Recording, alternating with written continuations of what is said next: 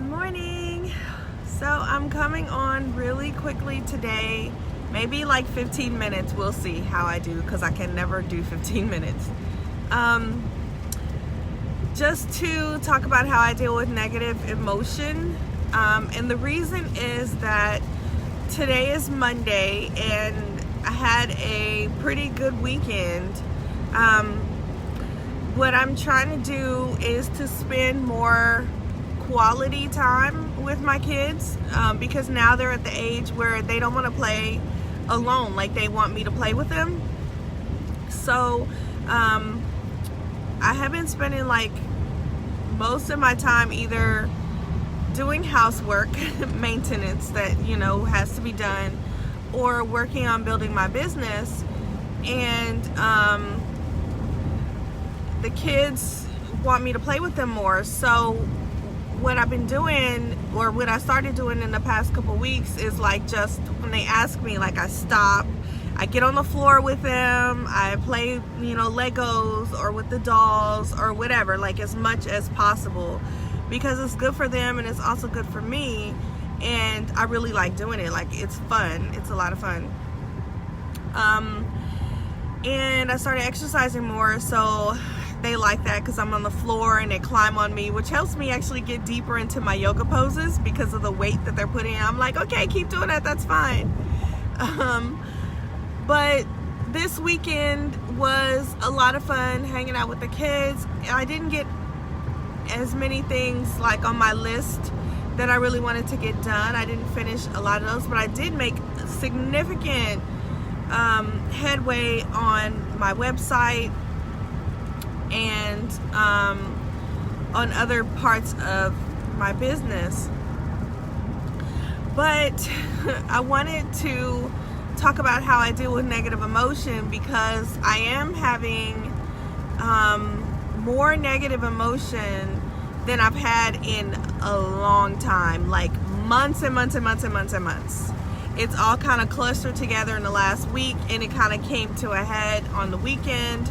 And I woke up this morning for the first time in a really long time, like feeling bad. I just woke up feeling like not positive,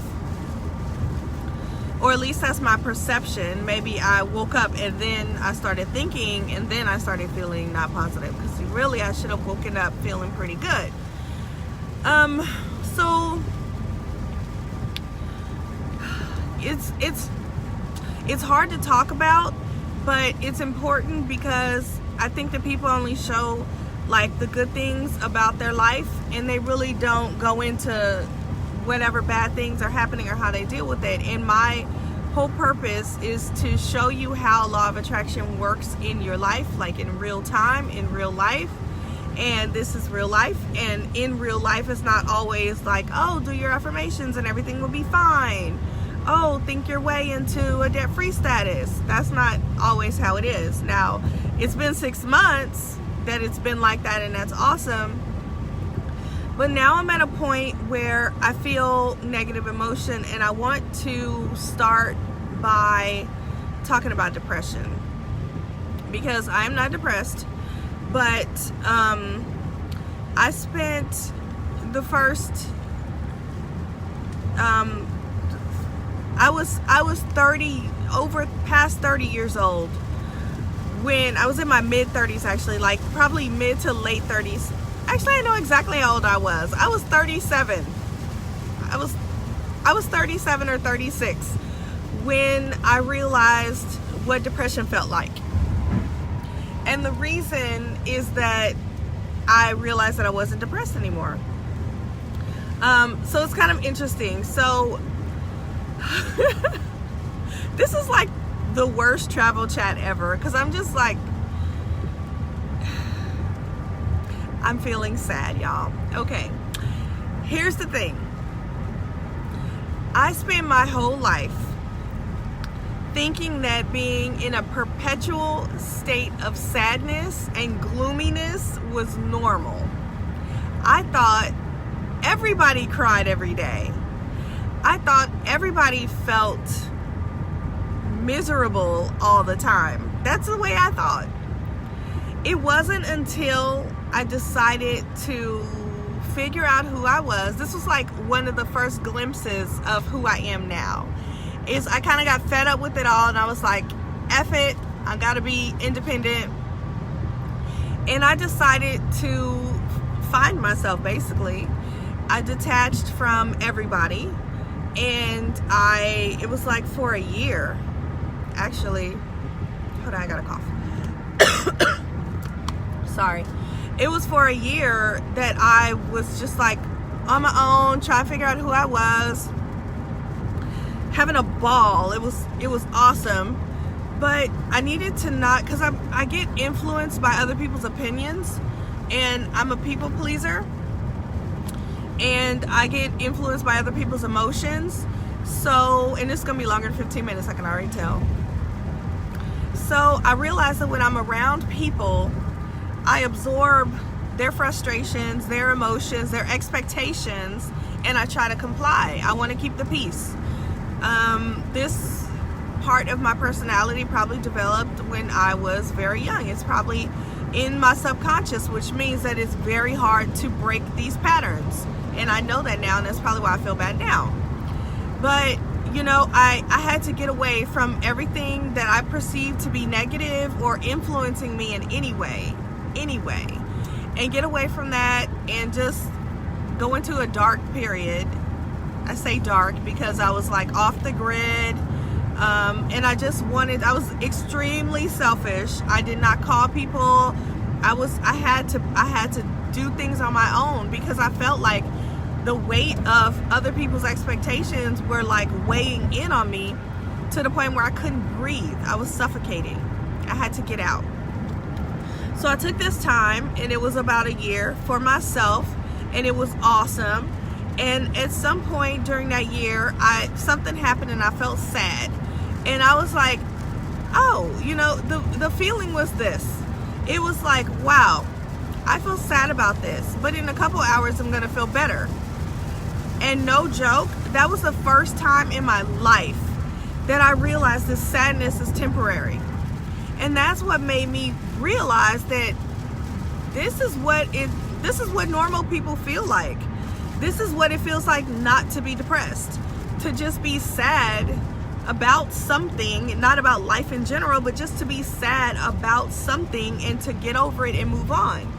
Like, it's not every single day, every minute of every day. It's just like, I'm sad about this. Okay, now I'm better.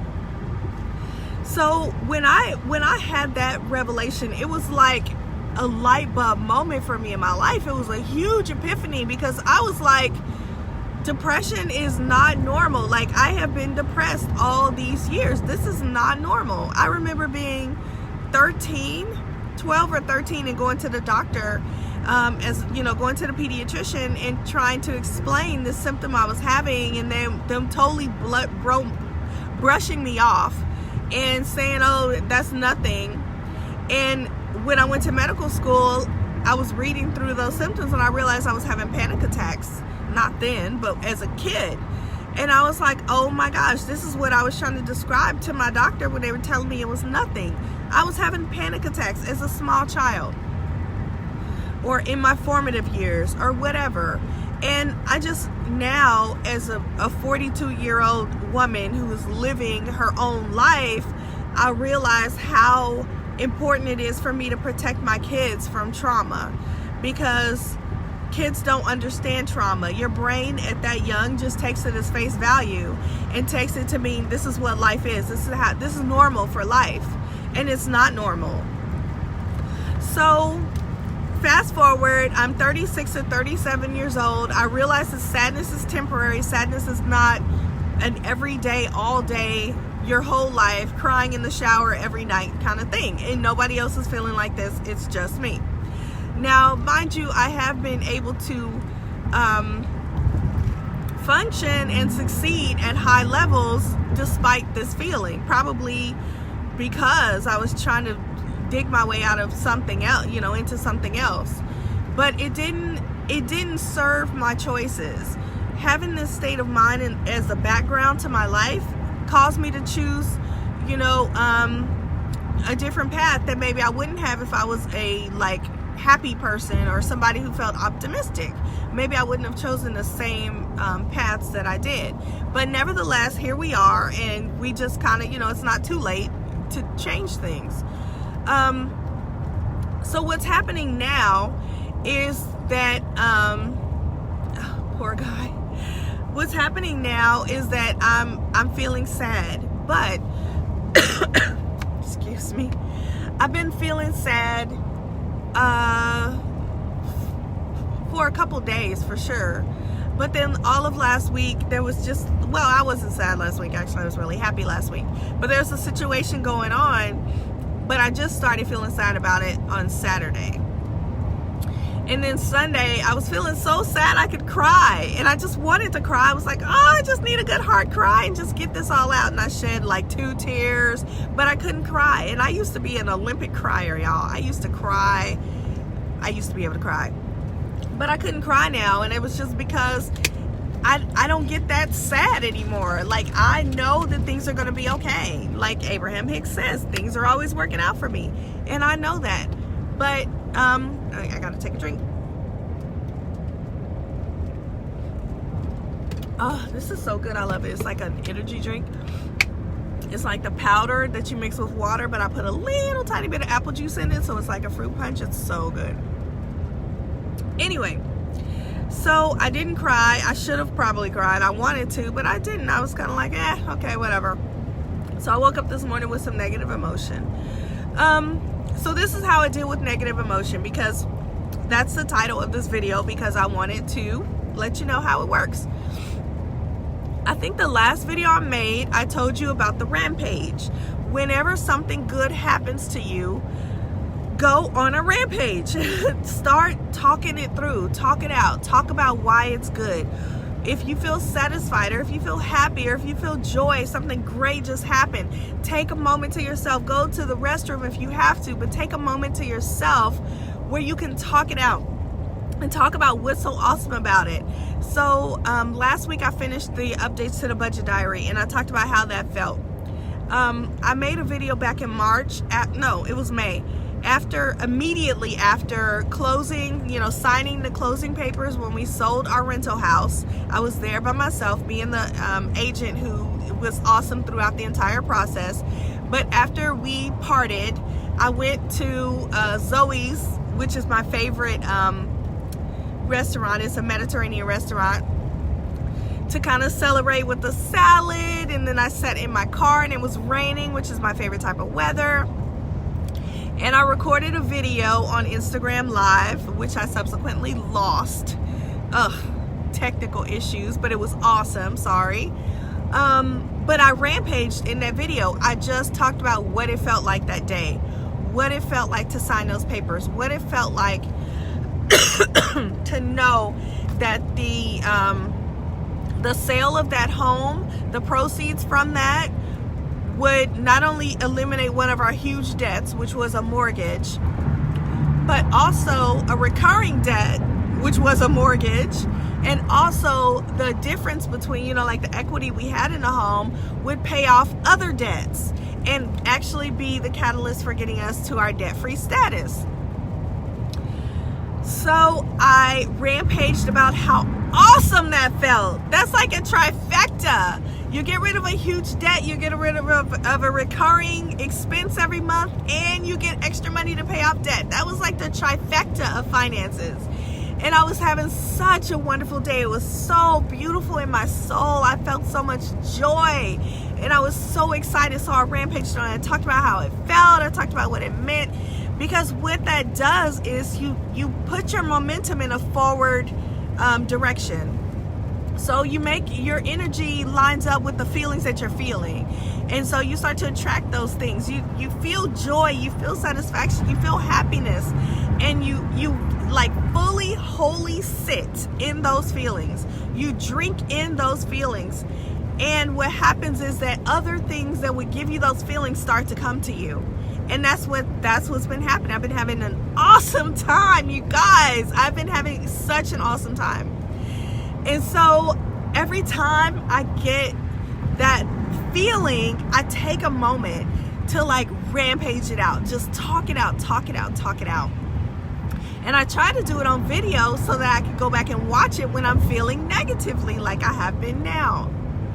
And that's how you deal with negative emotions. So what you do is when you're having a positive emotion about anything, you feel it, drink it in, sit in it, soak it up, and hide it in your heart.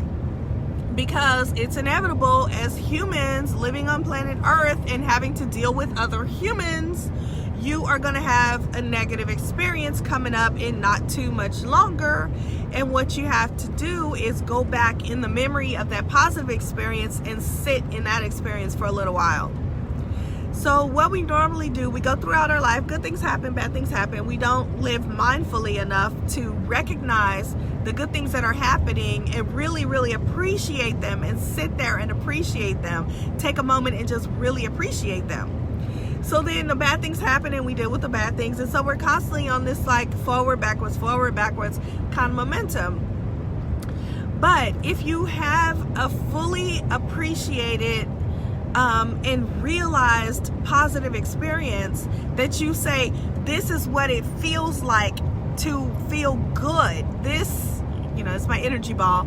This is what it feels like to feel good. Then when something happens and you don't feel so good, you can always go to the shelf and reach up for that good feeling like I just did. So you can see, even the sun started shining, okay? You can see when I started this video, I couldn't even speak. I was so inarticulate because I was so weighed down by this negative feeling that I had. And just telling you guys about walking through the exercise, the feeling of appreciation and joy, and telling you what it felt like to close on that house and to pay off the debt. I'm like lit up. The sky has literally turned blue. It stopped raining. I mean, it's just beautiful. That's how you deal with negative emotion. So this is so the way Abraham Hicks, I hope I don't butcher this process the way she describes it, but it's like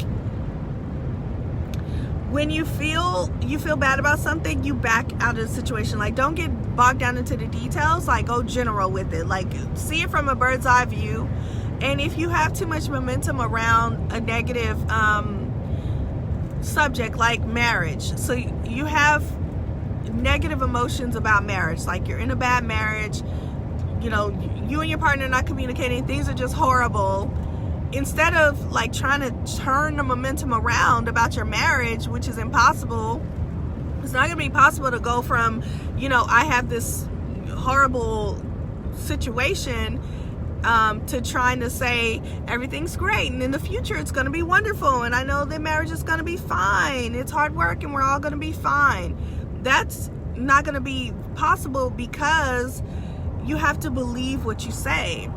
And you can't go from feeling super negative to all of a sudden saying, oh no, I believe it's going to be fine. Like, I can't even stand to be around people who talk like that. Seriously.